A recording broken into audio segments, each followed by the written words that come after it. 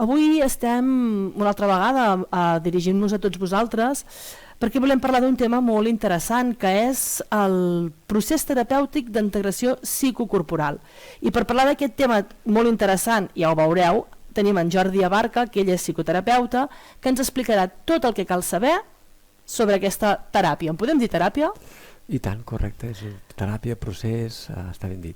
Doncs Jordi, moltes gràcies per estar amb nosaltres i molt benvingut aquí a la ràdio. Moltes gràcies a vosaltres també per convidar-me i donar aquest espai per divulgar una mica aquest tipus de treball.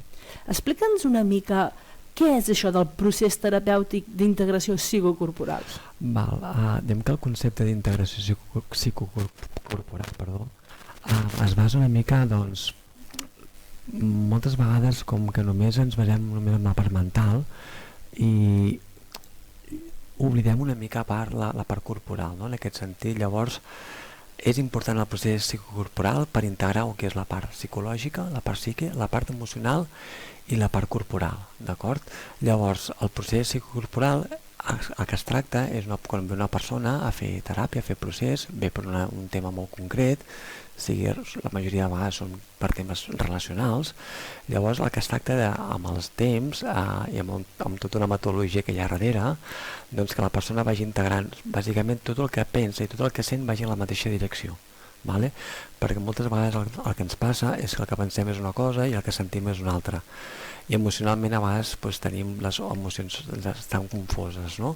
Llavors gràcies a aquest procés es tracta d'integrar una mica i donar-li sentit a tot allò que ens passa, però d'una forma sistèmica, no? Clar, és veritat el que diu Jordi, que a vegades tens molt clar una cosa, però socialment allà on et bellugues no et deixen tirar per aquí, t'obliguen com a anar cap allà on no vols, i això suposo que et crea un desajust. Correcte. Que és el que vosaltres intenteu arreglar. Correcte, i això ens passa moltes vegades, no? A qualsevol persona ens passa que pensem una cosa i sentim una altra, i allà tenim un conflicte, no? Penso una cosa, sento una altra, i normalment la tendència és donar-li més pes al que pensem que no pas al que sentim, no? Llavors tenim com un conflicte intern que ens costa, doncs, resoldre, i llavors inclús ens pot generar, doncs, un cert malestar, no? Perquè per un tiro, no? Per el que penso o pel que sento, no? Estem en una societat que se li dona molt valor al que pensem i no tant valor al que sentim. Llavors es tracta de tant el pensament com el que sentim, jo diria que més donar-li més pes al que sentim que no pas al que pensem, no? Bueno, té bastanta lògica, no? Sí. Perquè el pensar ve de la societat on et bellugues i el que sents potser és més interior, no? Que ens hauríem d'aprendre a guiar realment per les emocions nostres. Sí. I no sé, tu com a psicoterapeuta suposo que m'ho confirmaràs, no ensenyem, bàsicament a la canalla, perquè és un procés que s'ha d'aprendre, no ensenyem a reconèixer les emocions que tenim. Correcte, de fet, no tan sols això, que inclús a vegades poden estar penalitzades, no? O sigui, molts cops hi ha molts estereotips de que si plores no pots estar trist, si t'enfades no t'enfadis, no? Llavors, que al frenar aquest procés, aquesta manifestació, aquesta expressió, fa que aquesta expressió no l'expressis i llavors sembla que no formi part de la persona, no? O sigui, una cosa reiterada, quan tu talles una expressió com la por, no tinguis por, no estiguis trist, llavors clar, és allò que ho vas apartant i d'alguna forma és com si ja no fos ni existent amb tu, no? Com si no formés part de la teva persona, no? Llavors, clar, és important molt important donar-li un pes específic a tot el que sentim i no tan sols això, sinó que respecti, no? També una mica i acompanyar, no? Tot aquell procés que és la clau, no? Clar, bueno, suposo que és un peix que es mossega la cua, no? Si tu també has viscut que no t'han ensenyat a exterioritzar o a fer cas a les emocions, és com una mica difícil que les puguis acompanyant els altres, no? Correcte, llavors la clau del procés és que via el psicoterapeuta, via el terapeuta, doncs la persona vagi agafant certa confiança amb el temps i que tingui com un nou registre, una nova referència que pel que sigui no l'ha pogut tenir fins al moment i gràcies a la figura del professional doncs la persona es pugui anar expressant tot el que va sentint, tot el que li va passant i que no vegi que és una qüestió estranya sinó que és una cosa natural i sobretot doncs, que no jutja, no s'interpreta sinó que al contrari no? S'acompanya des d'un lloc respectuós. Clar, no sé si et poso en un compromís perquè no sé si és fàcil o difícil explicar, però Posa un exemple de què podria ser un dia de teràpia d'aquesta d'integració psicocorporal. Val.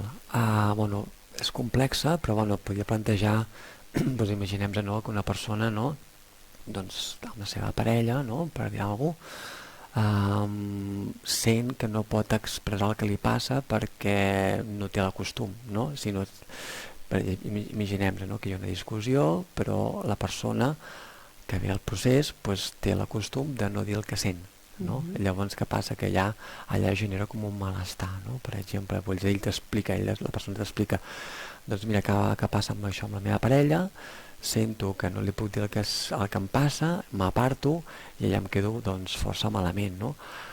El procés el que fa és començar a preguntar què és el que el fa apartar de poder dir el que sent, i llavors aquí poden aparèixer moltes coses, no? Pues em pot aparèixer, doncs, per exemple, és que si dic el que sento tinc por que no li agradi, o em fa por que no vulgui saber res de mi, perquè si mostro com soc potser això no li sembla bé, i llavors començar a treballar des d'aquí, perquè clar, d'alguna forma si no pot expressar el que sent tampoc està realment sincerament connectat amb el que li està passant, i potser l'altre sense voler no és conscient del que li passa, evidentment, si no li comunica. Clar, i és un conflicte que es pot anar repetint constantment i pot generar un conflicte més gros. Llavors el procés, si presenta aquest conflicte, aquesta problemàtica, s'ha d'acompanyar i començar a preguntar al pacient què és el que el dificulta a poder expressar allò i que vagi notant i sentint que té tot el dret a poder dir allò que li passa, indiferentment de les dificultats que a poc es poden anar treballant, no? Clar, suposo que en el fons hem d'aprendre una mica el poder expressar el que sentim i que una mica, entre cometes, és igual el que pensi l'altre. O sigui, hem de saber expressar-les i després suposo que hi havia l'altre, no? Arreglar el conflicte del que si has dit agrada més o agrada menys. Clar, correcte. I moltes vegades què passa? Que potser no diem el que ens passa, el que sentim en aquell moment, i anem acumulant, i hi ha un dia que peta i es diu tot de males maneres, amb males formes, amb certa càrrega, i llavors és pitjor, perquè llavors encara crea més conflicte, no? Però clar, que a més a vegades quan passa això, primer que explotes per una cosa que segurament si no haguessis estat el vas tan ple no hagués explotat perquè igual és una tonteria, i suposo que a l'altre encara li costa més entendre, ui, què ha passat ara? No? Sí, és com venir de cop, i per això és important que quan hi hagi un conflicte que senti la persona, de seguida treballar-ho, no? Per evitar precisament això, no? Per evitar que arribi un mal major i llavors les conseqüències siguin pitjors. Llavors es tracta de com anar aprenent d'alguna forma a poder anar expressant el que vas sentint i sense acumular, no? Si algú quan escolti l'entrevista dius, ostres, això em passa a mi, on et busquen, on et troben? Em poden trobar a Mataró, al carrer Sant Josep Oriol, número 19, que està al centre, i al carrer Ortigosa a Barcelona, el número 14, que està a prop del Palau de la Música, per Urquinou, no? Clar, llavors aquí et truquen, busquen... Com et busquen? Busquen Jordi Abarca? Sí, jo tinc una pàgina web que es diu jordiabarca.net, també el meu telèfon, que és el 645 77 4681, i llavors també es fa una entrevista prèvia. Aquesta entrevista prèvia jo normalment és totalment gratuïta, la persona ve i explica quin és el motiu i la motivació que té per fer el procés o per iniciar el procés, i a partir d'aquí concretem si els dos estem preparats per encarir-ho i ens posem d'acord. Clar, perquè el ser un tema així com psicològic, realment tu tens que voler arreglar-ho. Clar, perquè si no fas res, m'imagino, no? Sí, mira, això és una clau de l'entrevista, no? Hi ha dues preguntes molt claus, que és quin és el motiu o els motius i quina és la motivació. Jo puc tenir molts motius i no sentir la motivació, no? Clar. Llavors aquí sí que dificulta el procés, no? Perquè clar, si jo tinc motius però no sento la motivació, doncs segurament el procés tindrà un recorregut molt curt o potser ja ni s'inicia. L'important és que la persona senti la motivació per poder resoldre allò que té aquella dificultat o que l'està incomodant d'alguna forma.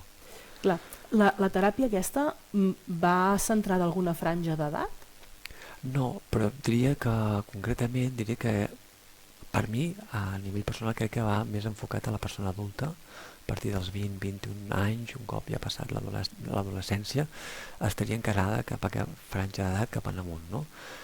Es pot treballar també amb adolescents, la veritat és que sí, però potser diria que el procés així més fort es podria fer amb les persones més adultes. Clar, m'imagino que amb els petits el que fa falta és això que hem dit, no? Molta educació, sobretot amb que reconeguin i acceptin les emocions. No passa res si estàs enfadat. Estàs enfadat, punt. Correcte. O tens por. No? Sí, hem d'entendre que les emocions són bones a sentir-les, no? Molts cops era en plan, ja l'estigma no sentis, no? Però, per exemple, si no sentíssim por, jo podia creuar una carretera i em podien atropellar. O sigui, la por serveix per evitar allò, no? L'enfado potser serveix per conquistar allò que és meu i m'ho treuen, no? L'alegria serveix per celebrar coses, una conquesta d'alguna forma, i la tristesa serveix perquè ens consolin, no? I perquè algú estigui al nostre costat, no? O sigui, que diem que les emocions no patològiques tenen una funció molt bona i això s'ha de recolzar i s'ha d'acompanyar ben bé. Sí, m'imagino que també el que dius, no? Que si les anem tallant sempre són nens que es converteixen en adults que no sabem expressar res. Clar, correcte, totalment d'acord. Sí, tenim, i nosaltres també tenim una part emocional molt important, és que sense això és com anar coixos d'alguna forma, no? Si no treballem aquesta part, doncs hi ha una part molt important de nosaltres que no l'estem apartant moltíssim, que a la vegada ens serveix molt per connectar amb l'altre. O sigui que si no sentim això, les relacions personals doncs són amb una mancança bastant grossa. Clar, l'adult ens costa com a adults demanar ajuda? En general sí, en general hi ha aquest estigma, no? Que anar al psicòleg, no, a la psicoteràpia, és com si la persona ha d'estar en un grau molt greu, no? Aquesta persona està a punt vaig ser com al bord del suïcidi per fer alguna cosa, no? Normalment costa, no hi ha la cultura en general, cada vegada per sort sembla que anem a un bon camí, hi ha una direcció, però encara estem aliens en aquest procés, però costa perquè d'alguna forma ens hem endurit tots una mica, no? I podem, com si no, jo per mi puc, però si tu preguntes i com tu fas, moltes vegades la persona no hi ha una resposta. Bueno, si tu pots, com pots? I d'aquí no hi ha una resposta, no? Llavors costa molt, no hi ha una referència clara i sobretot molts cops a una persona desconeguda, no? Normalment també sí que és veritat que això sí que és important, molts cops la gent confon anar amb els amics, anar a un bar, vaig explicar els meus problemes i es pensen que això és fer teràpia, no? I llavors això és poder dir el que et passa però no treballar el que et passa, no? Que és molt diferent expressar el que em passa, que et pot servir, et pots desafogar i va molt bé, però el procés evolutiu no avança. L'important és treballar què és el que et passa amb el professional, no? Bueno, clar, necessites una mica això, no? Tu vas amb els amics, ho has dit i ja està, ja estàs alliberat, però clar, si no fas un treball darrere fons que t'ajudi a canviar coses perquè això no segueixi passant, simplement no arregla res. Correcte, no? Ser conscient dels teus actes, perquè moltes accions que fem nosaltres són inconscients i no ens n'adonem. I un dels treballs pel primer pas és donar-li consciència a totes aquelles accions que ens generen a nosaltres mal, que no acabem d'entendre perquè és un lloc inconscient, i el primer pas ja ser conscients, no? Per molt que jo expliqui les coses que em passen, però sóc inconscient, doncs ho seguiré reproduint. Si començo a ser conscient de tots els meus actes, de la meva responsabilitat després respecte a tot això, llavors aquí podré fer alguna cosa diferent, no? Respecte a això. Clar, algú que et ve veure amb el problema que sigui i necessita aquest tipus de teràpia, quant de temps pot passar abans no trobi una milloria o comenci a adonar-se'n de les coses? A veure, clar, el procés és molt concret, cada persona pot venir per un tema molt concret, aquest tema concret mentre la pugui resoldre potser serà més aviat una teràpia més aviat breu, però el procés el marca la persona, no? Jo diria que hi ha persones que poden estar molt poc temps i hi ha persones que estan anys, no? Depèn de la motivació que vulgui la persona esbrinar sobre ell i sobre com d'alguna forma la finalitat del procés terapèutic. Diríem quina és la finalitat, que seria una gran pregunta, seria d'alguna manera ser més autèntic i ser més verdader amb tu mateix, no? O sigui, i que això segurament pugui provocar més felicitat cap a la teva persona. El que pugui determinar és determinar la persona, tan sols el professional el que fa aquí és acompanyar-lo. És com si una persona ve i et diu que vull visitar unes galeries i necessito que algú m'acompanyi, tu l'aniràs acompanyant fins a totes les galeries que vol visitar. Potser arriba un punt que diu mira, fins aquí en tinc prou, doncs ja està, aquí ja està allà el procés, però hi ha persones que potser necessiten, per un tema molt concret, necessiten indagar més, se'ls segueix acompanyant fins on ells decideixen. Aquest sistema psicoterapèutic, sí. qui el va crear? El va crear el Marc Costa, que és psicoterapeuta i psicòleg clínic, i ell es va basar en moltes corrents dins del camp de la psicologia, des del Freud, tot el que és l'inconscient al conscient, des del Wilhelm Reich, que era parlar molt de les estructures de caràcter, de la psicologia humanista, que era la teràpia centrada en el pacient, des de Piaget, que era la teoria evolutiva, que parla molt tot el que són les intel·ligències, des de la teoria de l'aferrament, que és el vincle afectiu, clar, tot un conjunt de sistemes que s'engloba tot amunt, més noves aportacions d'aquesta persona, que fa que sigui un sistema molt, molt concret i molt específic i complex a la vegada. Doncs no sé si ens deixem de dir alguna cosa que diguis m'agradaria acabar de matitzar això. Bueno, no, per mi està bé, hem fet un incís, hem fet una petita introducció al procés i a la integració corporal, per mi em sembla perfecte. I bueno, que sí que és veritat, jo animaria a que les persones quan estiguin passant per un tram complicat i complex en la seva vida, que si fan procés les seves millores són exponencials i que molts cops no tenim aquest registre d'acompanyament i quan el tenim donar-li el valor a l'espai terapèutic és brutal en aquest sentit i la gent ho percep i t'ho expressa. Jordi, torna'ns a repetir la pàgina web i el telèfon, que així els hi quedi ben clar als que ens escolten. Perfecte, la pàgina web és jordiabarca.net, fàcil, el meu telèfon és el 645 774681 i em podeu trobar a Mataró, al carrer Sant Josep Oriol número 19 i al carrer Ortigosa número 14. Doncs Jordi, moltíssimes gràcies per haver vingut, per explicar-nos aquest món apassionant que és la psicologia, que ja podríem estar parlant realment molta estona perquè podríem anar estirant fils de molts cantons. Correcte. Però tens els micròfons oberts de Ràdio Cabrera per qualsevol altre tema que un dia t'interessi venir-nos a explicar. Estarem encantadíssims de tornar-te a tenir amb nosaltres. Moltes gràcies, m'he trobat molt a gust i ens tornem a veure ben aviat. Perfecte, Jordi, fins a la propera. Fins a la propera, adéu.